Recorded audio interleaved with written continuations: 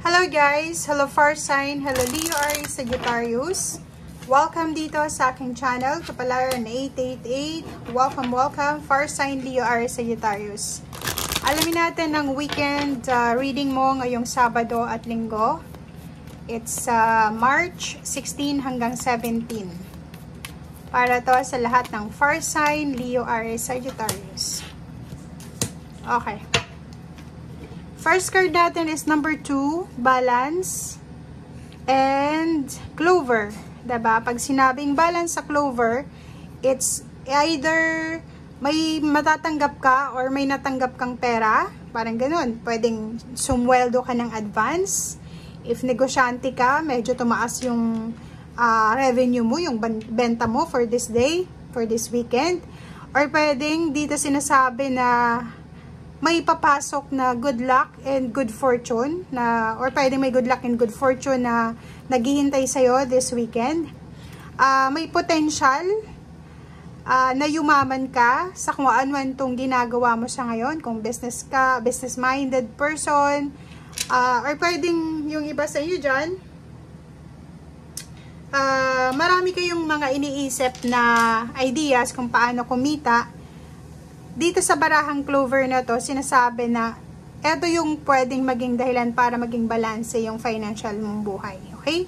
So, sinasabi din ng baraha mo dito na give and take relationship sa money. So, kung mag-share ka ng blessings, marami din na blessings ang darating sa'yo.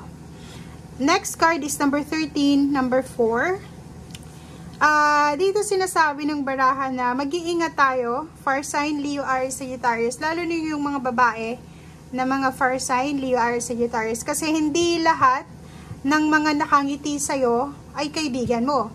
Hindi lahat ng nakangiti sa'yo ay natutuwa sa'yo. Okay? Maraming mga kaibigan na itinuturing ka na balat kayo sila.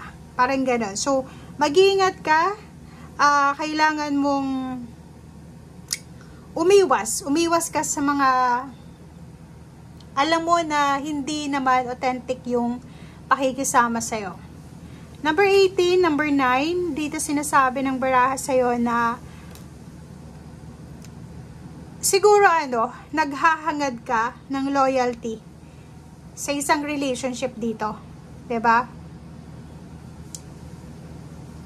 Siguro naghahanap ka talaga. Yung parang hinahanap mo sa kaibigan or hinahanap mo sa companionship or pwedeng sa mga acquaintances is yung faithful sila sa'yo.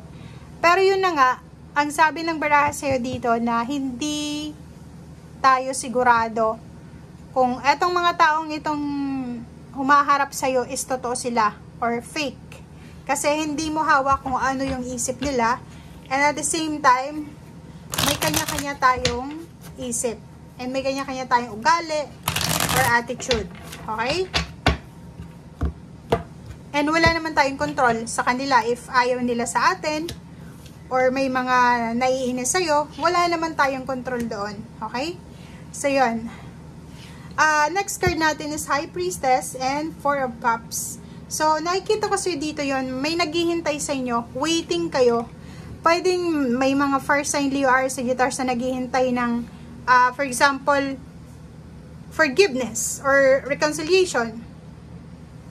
Pwedeng naghihintay kayo na may humingi ng tawad sa inyo, or pwedeng naghihintay kayo ng messages ng apology, or naghihintay kayo ng messages para sa kung ano man ito na hinihintay nyo. Sinasabi ng baraha sa'yo dito na huwag kang maghintay. Kailangan mong gumawa ng move, first move. 'Di ba?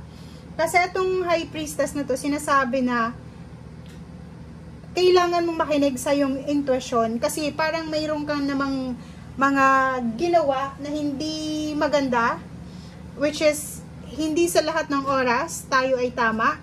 So kung tayo ay nagkamali, huwag tayo masyadong ma-pride na tayo yung parang nagmamatigas kahit sabihin mong medyo may edad ka na. And dito sa barahang to, sinasabi na kung ano man itong hinihintay mo na mensahe, hindi to darating sa ngayon hanggat hindi ka gumagawa ng aksyon or kung hindi ka gagawa ng first move.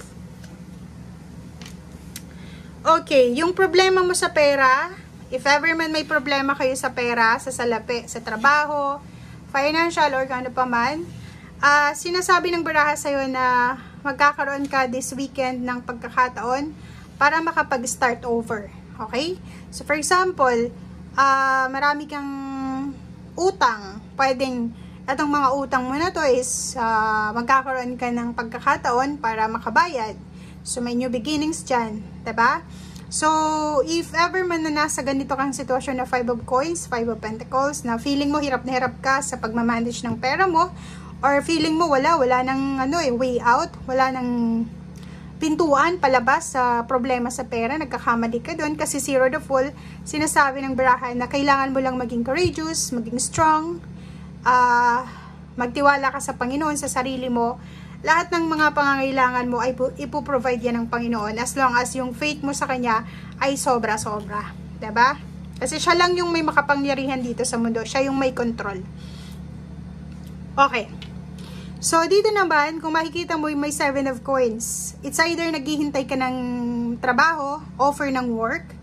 It's either naghihintay ka ng tulong financial from water sign, Pisces, Scorpion, Cancer. Or it's either naghihintay ka ng sweldo mo, may trabaho ka. So, comment down below. Nakikita din natin dito na may iba sa inyo dito na medyo makakaramdam kayo ng pagod sa weekend na to.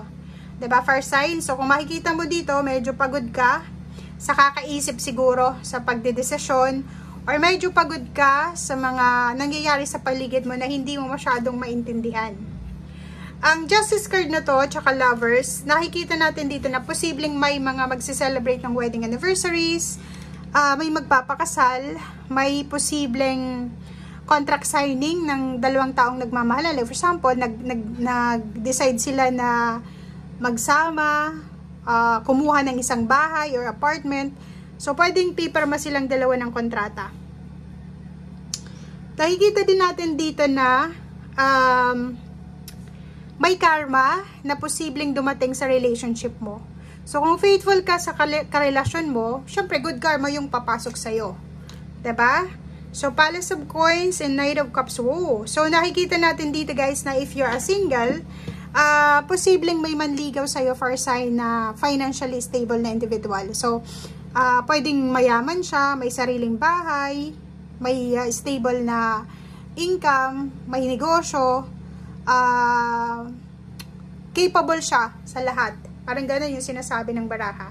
Or pwedeng sinasabi ng baraha sa'yo dito na may iba sa inyo dyan na naghihintay kayo ng offer, lalo na ng mataas na sweldo. Parang gano'n. So, for example, naghihintay kang ma-promote, naghihintay kang tumas yung sweldo mo, or yung ina-applyan mong trabaho sa ngayon is mataas yung sweldo. Hinihintay mo kung ma-approve nila, or hinihintay mo kung i-confirm nila yung application mo. Okay?